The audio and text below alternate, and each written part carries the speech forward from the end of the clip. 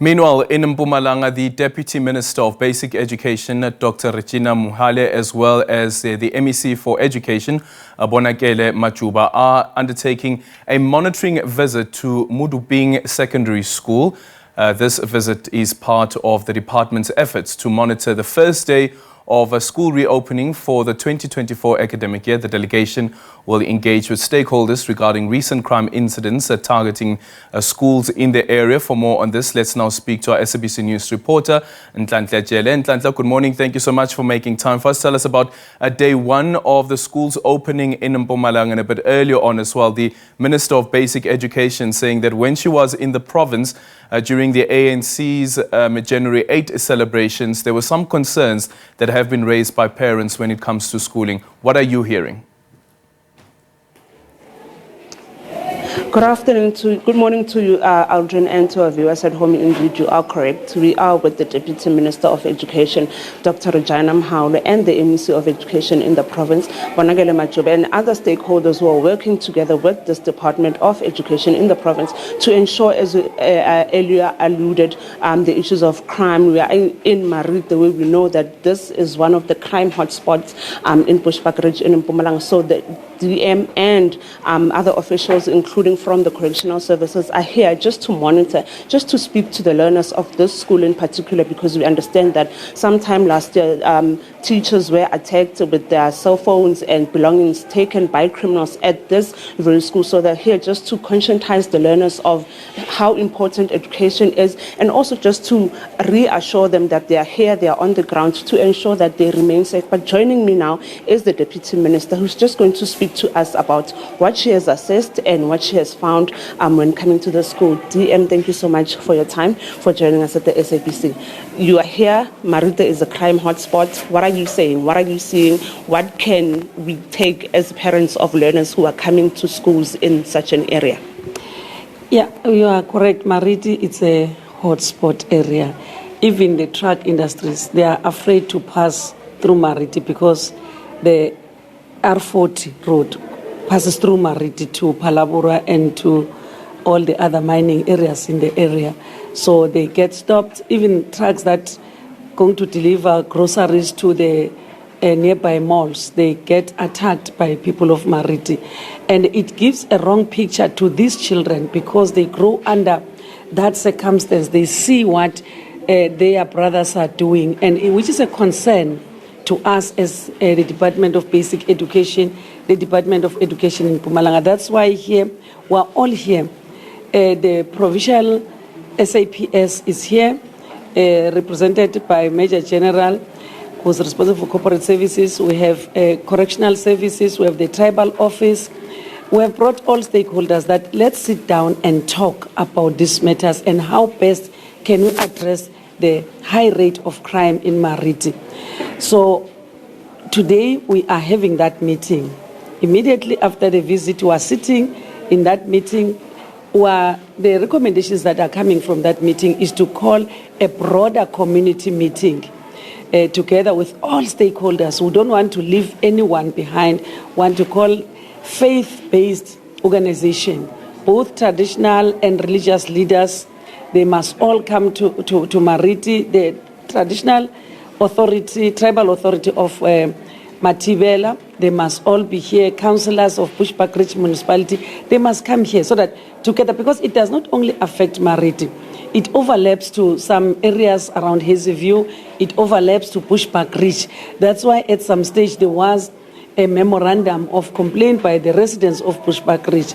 And this area is en route to Kruger National Park. Tourists are affected, they get robbed. Now it's so worrisome that teachers are attacked at schools, even learners. So there's no longer safety at all in Marite. So we are giving serious attention. We are coming to camp here to make sure that we fight this. If Minister Pegitele has to come, we'll also invite him. But now we're still working with the province to make sure that learning and teaching must happen in a conducive environment. These children cannot be exposed to these things because they are going to learn and think this is the best thing to do. So that's why we came here to protect them and to give them moral support, to say they must not join this crime. That's why Correctional Services is here to tell them exactly the dangers of crime and to say it's not honey and milk in the prison there. They are suffering, so they must not even want to go there. And on the issue of infrastructure, we understand that there's quite some glitches. Can you just talk to us about that? How are you solving that issue, especially within the province? Yes, within the province, there's a clear plan of infrastructure. But in this area, Mariti in particular, there's lots of vandalism, theft. School nutrition is attacked. Immediately they deliver school nutrition. The same night, they get in, they steal the school nutrition. Whatever you deliver, computers you deliver, they get stolen. They break windows, they do everything. You can see even in this class, they put butlers like it's a prison because they're trying to protect the school. They vandalize, they enter even through the ceiling. You can see holes there.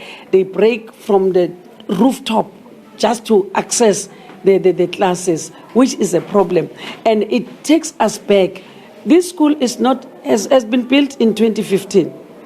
But when you look at the school now, it looks very old because of the vandalism that takes place every day. Yet we have a backlog on infrastructure.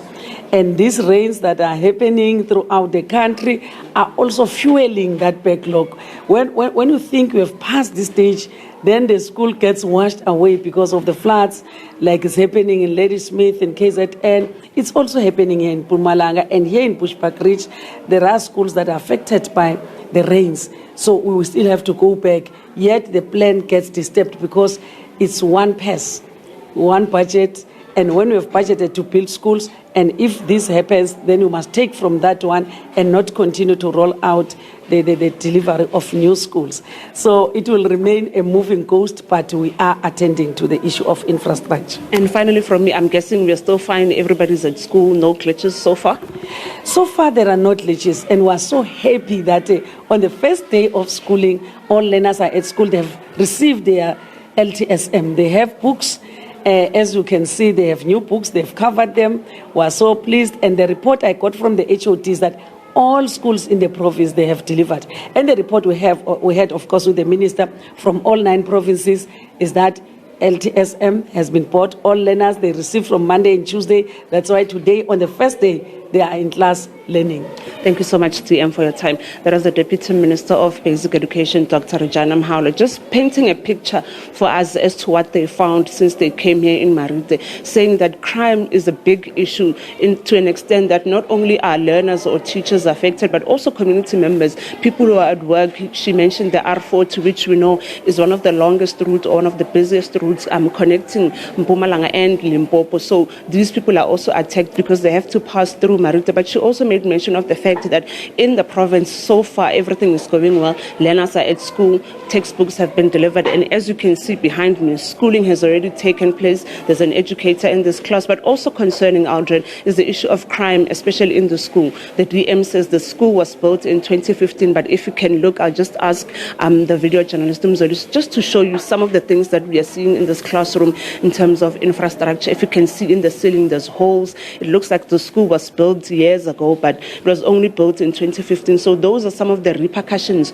of crimes that are taking place in this area. If you can look at the windows, if it's possible, you can see burglars. It's closed off because they're trying to protect the infrastructure within the school. We do know that this is not the only school in this area or in the province that has such security, but still criminals are trying their way just to break into these schools and steal cables, steal computers that the learners are supposed to be benefiting from. So some of the reasons, or the major reason why they came to this school or this area, is to ensure that they remind the kids that crime doesn't pay. As I mentioned earlier on, and as the DM also said, that people from correctional services are also here just to say to the learners, stay in school and stay away from crime, because jail is not a nice place to be. So those are some of the things that we are seeing. You see behind me, the learners are already here, stacked and packed and ready to start the year. We spoke to some earlier on who told stakeholders. They're excited. They can't wait for the 2024 academic year, and they're going to push harder. One actually said to us that last year she was playing.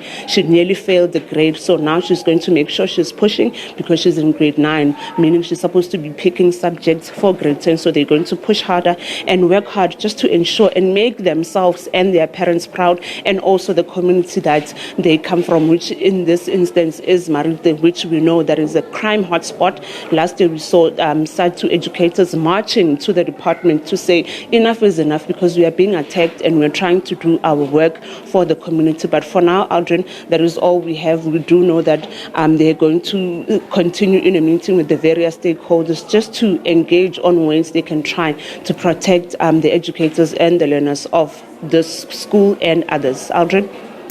Nhlanhla, thank you so much for your time. Devastating scenes. They're looking at how this particular school has been demolished, and infrastructure of that school as well, and listening into what the Deputy Minister had to say about crime in that area.